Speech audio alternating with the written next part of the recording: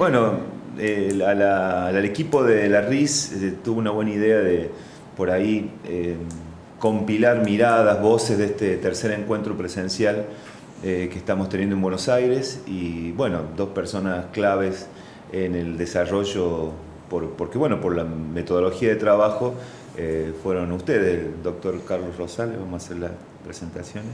Y licenciada, tu formación de grado. Licenciada Yamila. Así que bueno, queríamos charlar un poco de lo que hicimos en estos días, estamos haciendo en estos días y aparte mirar algunas cuestiones de nuestra Latinoamérica en relación a la salud pública. Vamos a hacer una ronda de presentaciones, sus currículos son tan extensos que uno no sabe cómo presentarlos, así que por ahí estaría bueno que se presenten como les gustaría ser presentados, desde lo académico o de lo personal muchas veces, ¿no? Una vez en esto de la radio alguien dijo, se presentó como papá de Nahuel y de Santiago, y esa fue su presentación. Qué bueno. Bueno. Empezamos por las damas, ¿no? Bueno, no necesariamente. Ah, bueno. Yo voy a empezar. Soy Yamila Gómez. Yo soy psicóloga y trabajo actualmente en Brasil. Trabajé para la Universidad de Brasilia y en otras universidades. Y bueno, me presento como orfebre entonces. Bueno, yo me voy, porque ya lo había dicho viendo el currículum. A los 49 años uno se cuestiona fuertemente qué estuve haciendo todo este tiempo. Pero bueno, sigamos. Eso. Orfebre, qué bueno. ¿Vos? Yo. Bueno, yo soy Carlos Rosales, qué sé yo. Yo soy un trabajador de la salud casi desde mi juventud. Considero que las militancias políticas siempre han sido vinculadas con la salud de la población, ¿no? Y nada, salí siendo estudiante de medicina en Argentina en los años 77 y seguí mi carrera en medicina después en Cuba, después estudié psicología en Costa Rica, salud pública en Uruguay, administración en Costa Rica, hice un doctorado en ciencias económicas en la Complutense, hice toda una carrera que si me preguntás qué profesión soy, salubrista.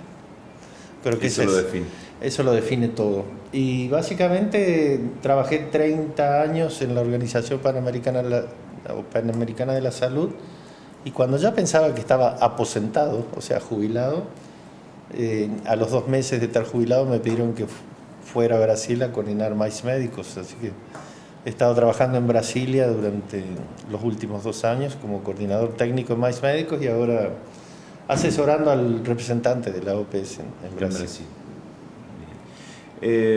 Bueno, seguramente, y esto en serio, hay cuestiones de la vivencia y de la experiencia profesional de ustedes que va a estar bueno traer, porque creo que nos puede dejar enseñanzas importantes de lo hecho, ¿no? Que por ahí es más fácil hacer sabiendo cómo se hizo.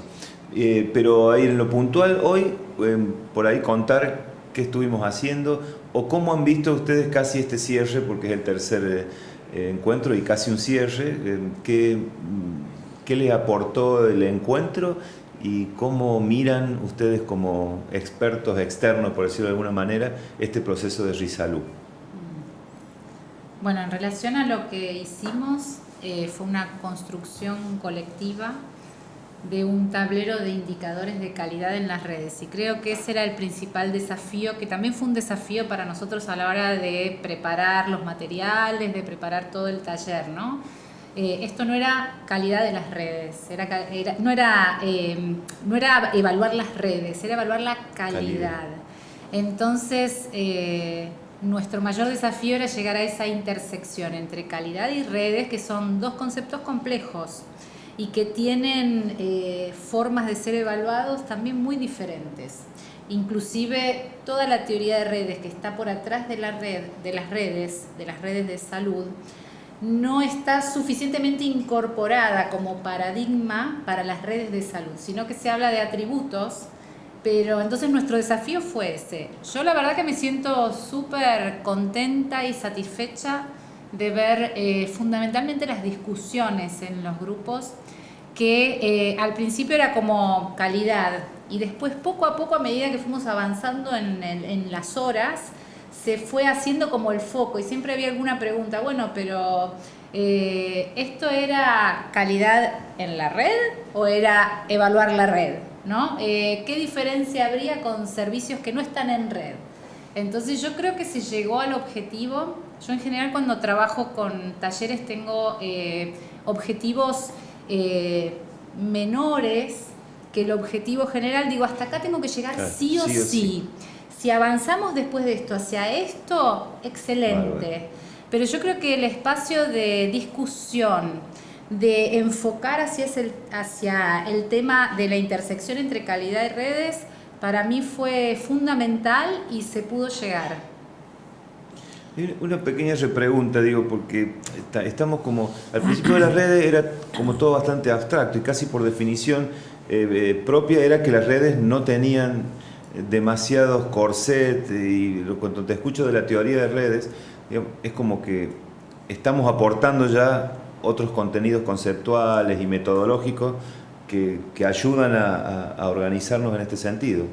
Sí, para nosotros el principal desafío era, si queremos ver calidad en una red de salud, dónde visualizar, dónde encontrar evidencias de que hay red junto con que hay calidad, ¿no? Entonces, por eso dijimos, lo que está escrito, leímos los documentos de posición y leímos incluso los documentos de la RIS, y lo que estaba escrito no nos daba suficiente material para entrar en lo que queríamos entrar. Entonces dijimos, bueno, salgamos de esta intersección paradigmática y vayamos a los paradigmas, ¿no? Tanto el de calidad como redes, el paradigma de la salud pública en general estaba más incorporado en los dos, pero entonces ahí para nosotros también fue necesario para poder construir la propuesta y para poder llevar adelante la propuesta, porque si nosotros no lo teníamos claro, no íbamos a poder transmitirlo claramente. Perfecto. Carlos, ¿qué les pareció? ¿El encuentro en sí o la iniciativa esta en el marco de qué está pasando? Ambas dos cosas. Yo creo que el encuentro ha sido muy bueno. Me sorprende ver gente que en la región esté preocupada por trabajar un tema que es muy complejo y que en general no ha sido, para mi gusto, bien tratado, en el sentido que siempre se cae, como siempre hacemos en salud pública, en la receta, en el deber ser. Y un poco la idea nuestra del inicio, con esto que planteaba Yamila, fue tratar de desestructurar esa visión paradigmática de las cosas y entrar un poco más a hacer un análisis a profundidad de qué es lo que está pasando. Porque nadie construye una red porque te dicen que sos una red, sino porque construís relaciones sociales que te generan confianza o no, y en esa medida vos articulás prestaciones, articulás diferentes discursos, en la medida en que te sentís cómodo de hacerlo con el otro y que sentís que es una relación que fructifica, digamos, el trabajo en salud. Ahora, bueno, obviamente también me ha sorprendido la convocatoria que ha tenido ISalud de varias autoridades de la región que yo considero que son sumamente importantes, tanto el viceministro de El Salvador, los ministros provinciales, son gente que tienen un nivel de trabajo muy grande como para venir a sentarse 2 días a discutir un tema como este. Ahora, yo creo que es importante también ubicar el trabajo dentro del contexto internacional, porque si no, pareciera que solamente somos una cuestión muy operativa. Si ustedes saben, en la región de las Américas, mejor dicho, a nivel mundial, las grandes discusiones es nuevamente hoy retomar el tema de la estrategia de atención primaria como una estrategia sanitaria válida para todos los sistemas. Y esto no ha sido fácil. La región de las Américas ha sido quizás la región que más avanzó en el desarrollo de la estrategia de atención primaria, o por lo menos más la tomó como suya, y desde el 78 para acá tuvo como 3 grandes momentos de evaluarla, sacarla adelante, que fue en el 2003-2005, después en el 2010, y ahora con la declaración de Astana hace una semana atrás. Ahora, el tema es que el trabajo de toda la teoría del RIS, si uno no le entiende en el marco de la estrategia de atención primaria, puede llegar a verlos de una función o una visión puramente tecnocrática, de organización eficiente de una red de servicios. Nosotros lo que estamos planteando es la organización de redes de servicios de salud en función de una meta sanitaria que es la salud para todos. Y eso implica ubicarla y contextuarla en una visión política social de la salud. En un contexto que en la región de las Américas podemos decir que no es el mejor. Claro. Nosotros hemos pasado la época de los 80, 90, donde hubo reformas agresivas de los sistemas de salud, donde claramente hubo una retirada del Estado, del desarrollo de los sistemas, incluso con el abandono de los sistemas de salud, un reposicionamiento a partir de los finales de los 90, principios del 2000, con un fuerte discurso del derecho a la salud. Y actualmente, justo en el medio de esta declaración, estamos asistiendo de nuevo a una oleada en la que nos está llevando nuevamente a una visión totalmente retrógrada del desarrollo de la salud, con lo cual entonces sostener el discurso de la atención primaria y de las redes es un tema central para poder plantear la necesidad de la inversión en los temas de organización de los sistemas.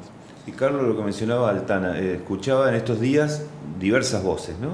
Hay quien esgrimen críticas diciendo que la declaración se queda a medio camino. ¿Qué opinión tiene en esta línea, sobre todo con lo que usted acaba de vincular, que la RIS sin atención primaria es casi un sinsentido? Uh-huh. En esta declaración, ¿qué conclusiones saca en ese sentido? La verdad que la declaración de Astana primero es una declaración mundial, ¿no? Y no podemos descontextuarla de qué está pasando en los principales países que han sido los impulsores de esta iniciativa. Para nadie es un secreto que estamos en un proceso creciente de derechización de los sistemas políticos, y la visión que hay de la salud hoy es más orientada hacia una cuestión más mercantilista. La presión de las farmacéuticas y todas las áreas de las tecnologías es muy fuerte para mantener el mercado privado. Hace 40 años nadie veía la salud como un mercado privado, hoy sí, fuertemente, y altamente rentable, por otra parte. Y entonces la declaración, si uno analiza la declaración de Alma-Ata cuando fue hecha, fue en medio de dictaduras militares, pero con un fuerte posicionamiento social sobre la salud.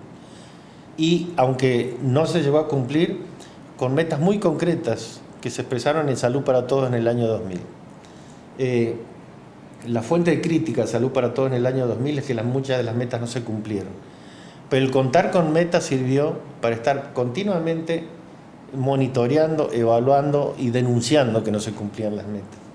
La declaración de Astana surge como una iniciativa de OMS, y para mi gusto es una iniciativa muy pobre en cuanto a contenido, mucho más pobre que Alma-Ata, y no plantea un plan de trabajo ni una consigna en términos de metas de salud, sino simplemente es una llamada a los países a seguir trabajando sobre la atención primaria, tomando en cuenta los ejes que todos conocemos, que es el recursos humanos, tecnología, información, financiamiento.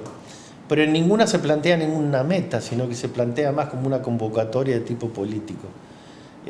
Como, no sé si ustedes saben, pero todo un grupo de salubristas de la región de las Américas, en el cual me incluyo, hicimos todo un llamado a la atención de que la declaración, como se estaba haciendo, no respondía a los intereses ni a las necesidades de nuestra población.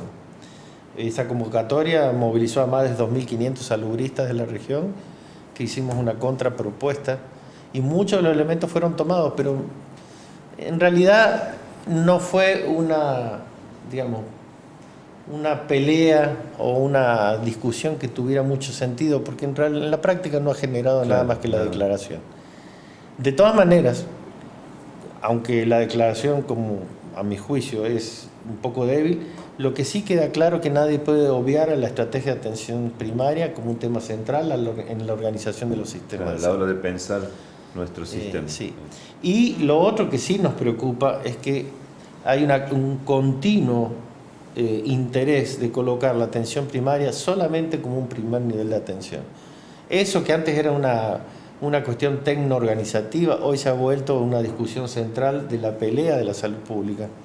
Porque no es lo mismo cuando estás pensando la atención primaria como una estrategia que atraviesa todos los sistemas de salud, todos los niveles de complejidad, cuando estás pensando atención primaria como un primer nivel. Entonces, en ese sentido, hay muchas cosas que requieren profundizarlo.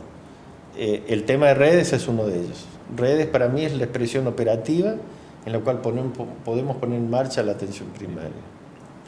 Yamila, y en camino de redes veíamos en tu currículum que una de tus tesis fue dirigida por la doctora Barrancos, y en lo que pasó en nuestro país en relación a la ley del aborto fue bastante complejo, pero sacó a la luz redes formales e informales de organizaciones sociales, académicas, de un tema que por ahí en los argumentos centrales era un tema de salud pública, los eslogan que se... Pero en realidad la pelea se dio en la calle y quienes dieron la pelea, si bien del sector público hubo pronunciamiento, pero fue mayoritariamente militantes feministas y de redes que se fueron tejiendo, investigadoras. ¿Cómo ves esta puesta en la agenda de la ley de despenalización del aborto y lo que generó a nivel social en vinculación con salud pública, las redes que se vieron? Bueno, yo antes de irme a vivir a Brasil hace 6 años trabajaba, hacía algún trabajo para el área de salud reproductiva del Ministerio de Salud de Provincia de Buenos Aires. Entonces yo ya veía que había red, pero no trabajábamos del lado de la población, sino que también, creo que fue un proceso que fue madurando. Por un lado había profesionales en red a favor del aborto, claramente a favor del aborto y del aborto no punible, en ese caso que era el legal, que ya estaban organizándose, que ya había servicios donde referenciar, todo por lo bajo, ¿no? Porque claro, era aborto no punible, era legal, pero sabemos que había mucha tensión social en cuanto al tema. Entonces yo creo que esto fue un proceso de maduración, ¿no? Por un lado eso, creo que también había un contexto político donde se podía hacer pero no se podía decir, y había ciertas lealtades entre la gente que trabajaba y hacía esto para no hacerlo muy visible. Esas lealtades con las elecciones se perdieron y yo creo que la población también podemos decir que salió del armario, ¿no? Porque esos son procesos que se van tejiendo, no es de un día para otro que se constituyen los movimientos o las redes sociales, sino que son procesos que se van armando y que un día se manifiestan en base a un objetivo. Entonces, bueno, Dora Barrancos ha sido, me he formado con ella desde que era diputada, la conozco desde muchos años, y ella siempre ha sido nuestra maestra en términos de feminismo y ella no está específicamente en el campo de la salud, pero trabaja en el campo de las políticas para la mujer, ¿no? Entonces con ella siempre había red también, ella siempre estuvo en universidades, en movimientos sociales y todo este movimiento creo que se fue gestando y que en un momento no había, yo hago una lectura más política de que no había una lealtad específica, una gestión que la gente no esperaba y que podía hacerle frente porque no había nada que perder, no había ¿cómo diríamos? ¿No? Por ejemplo, en Provincia de Buenos Aires el ministerio era peronista, entonces se podía hacer, pero como a nivel nacional no estaban las condiciones, se hacía tranquilo.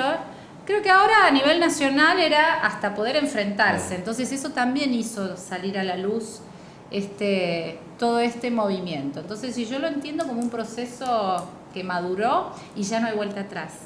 Sí. Es como que algo cuando madura no puede, entonces no va a ser este año, va a ser el año que viene, tiempo, sino claro, el otro, pero ya salió a la luz, ya salió del armario. Está bueno. Digo, ustedes son amplios conocedores de la realidad latinoamericana en cuanto a salud pública por sus trayectos y sus... ¿Qué desafíos visualizan para los próximos años? ¿Cuáles serían esos desafíos? A lo mejor no en una dimensión tan macro, pero estos operativos que permiten hacer transformaciones. ¿Cuáles son los puntos? Recién antes de empezar la entrevista, que Carlos tiene mucho manejo de recursos humanos, vemos que es una que es una constante en los debates, uno de los impedimentos para constituir redes o para mejorar la capacidad de resolución, pasaba y nos plantea un desafío que creo que es a nivel mundial, pero en Latinoamérica lo estamos sintiendo como más. Puede ser ese uno o algún otro que ustedes visualicen como un desafío en los próximos años que vienen en la región. Y a ver, yo creo que en la región, tal como lo decía anteriormente, tenemos un problema de en este momento la disonancia entre el desarrollo que han tenido los sistemas de salud y los modelos políticos que se están poniendo en marcha. Es decir, eso va a llevar a toda una lucha de poderes, una reconformación del campo de la salud pública y de recursos humanos. ¿Por qué? Porque los proyectos políticos que están cobrando fuerza en la región fundamentalmente vienen con programas privatizadores nuevamente de todos los espacios públicos posibles, incluido la salud, y algunos temas que habíamos resuelto en los 90, fines de los 90, 2000, que era por ejemplo el tema de la precarización del trabajo, la flexibilidad laboral, están de nuevo comenzando a surgir con fuerza, y esto nos lleva a dos cosas. Por un lado, el tema del financiamiento de la salud es un tema central, está colocado dentro de lo que son las estrategias hoy como acceso universal a la salud. Pero el otro gran tema es el mercado o el área de recursos humanos. Es un área que se maneja de manera sistémica. Es decir, uno cuando habla de recursos humanos no puede hablar separando lo que es el mercado educativo del mercado de trabajo. Si nosotros flexibilizamos el mercado educativo y generamos mucha oferta de personal, pero no generamos un mercado de trabajo fuerte, eso necesariamente lleva a una precarización del trabajo y a un desempleo creciente del personal.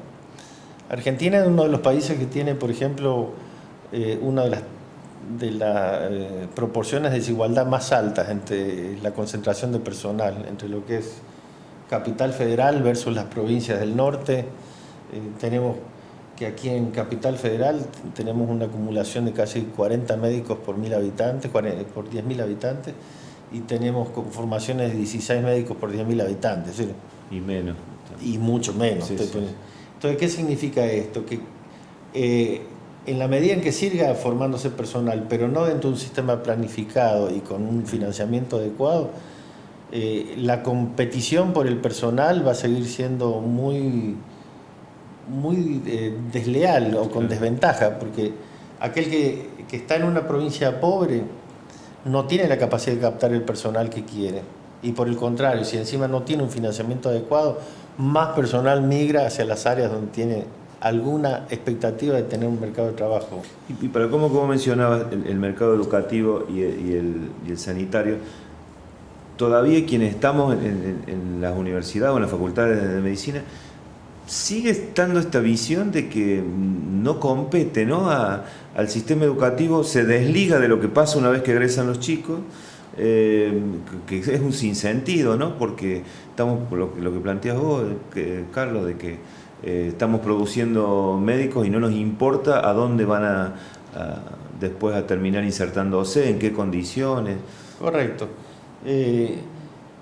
Mira, en las épocas más graves de flexibilización y precarización en este país, yo recuerdo que hicimos un estudio con Marta Novik, Pedro Brito, donde analizamos el vínculo laboral de la gente que estaba en un hospital a una hora dada, y encontramos que había por lo menos 6 formas de contratación laboral diferentes. El médico de planta, el residente, el que pagaba por servicio, el que hacía guardias, el que cubría turnos, es decir, diferentes formas. Eso probablemente sea el escenario en la medida en que el sistema de salud se siga desfinanciando. Ya ahora, por ejemplo, en este país no se sabe si se van a poder cubrir todo el costo de las vacunas y de los medicamentos necesarios. Pero esto no es un problema de Argentina. Eso es algo que a nosotros nos cuesta mucho entender, de que en realidad estas cosas están sucediendo en casi toda la región de las Américas. Y ahora, quizás agravado en el caso de Brasil con el triunfo del candidato Bolsonaro, sí, donde él claramente entra con una posición privatista de los servicios, claro, donde está en riesgo el Sistema Único de Salud, que fue un flagship, una bandera del desarrollo de un Sistema Único de Salud en la región.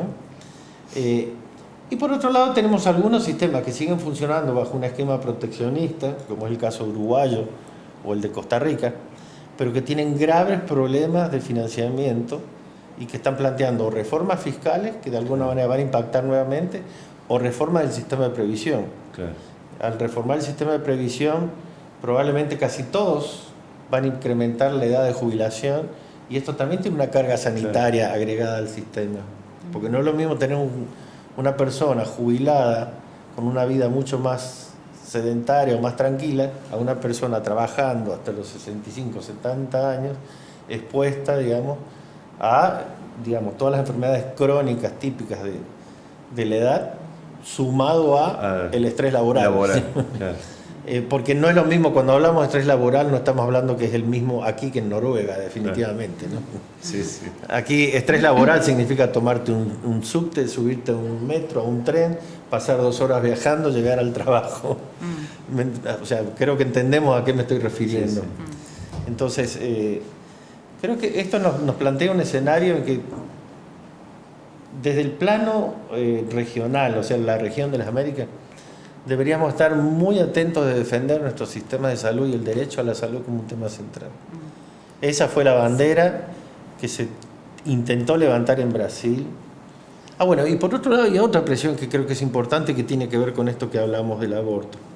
Hay una cantidad de presiones que se da un poco por la vía del modernismo y yo le llamo el neoliberalismo progresista, que es que se embanderan mucho de posiciones o de derechos sustantivos de la población, pero no se están embanderando para producir cambios sociales importantes en términos sociales, sino defender solamente un espacio o una reivindicación.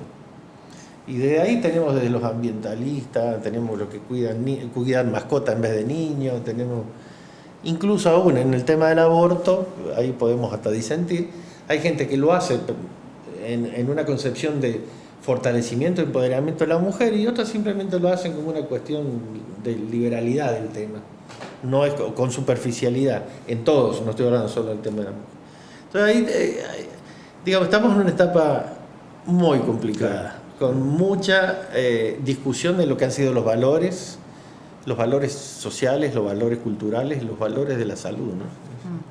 Yo en términos de desafíos pensaría en los que son los 3 principios del SUS, ¿no? Que nos pueden ayudar a pensar en América Latina, que es la universalidad, y es un desafío para América Latina la universalidad de servicios, y más en este contexto, y más con nuestras experiencias de los años 90, que nos han marcado y que han dejado huellas no solamente a nivel poblacional, sino también en lo individual de personas que se han perdido por culpa de no tener una capacidad de pago, ¿no? El otro principio es la integralidad, y ahí entra el tema de las redes, porque para poder aportar en abordajes integrales, poder tener un tratamiento integral de las problemáticas, hay que trabajar en red. Entonces, ese es un principio muy fuerte que yo lo traería a América Latina y también diría, estamos trabajando en red, estamos con miradas integrales de los problemas de salud de la población, estamos con respuestas intersectoriales ante los determinantes sociales que generan los problemas de salud.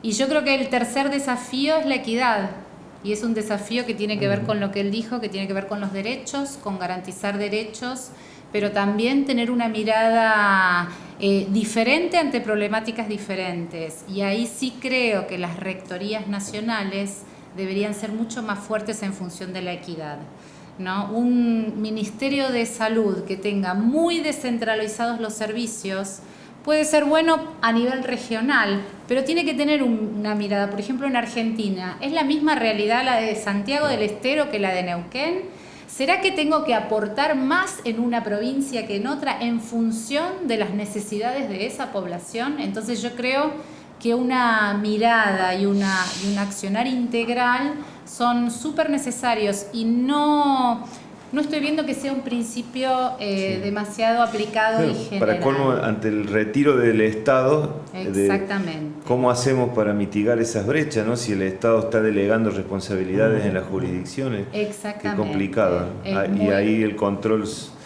social, que también es otra discusión, ¿no? A la intensidad de la respuesta de la sociedad en pos de sus derechos, que también está atomizada, tan por ahí desorientado como nosotros en esta charla. Politizado. Politizado, claro. Sí, desafíos interesantes.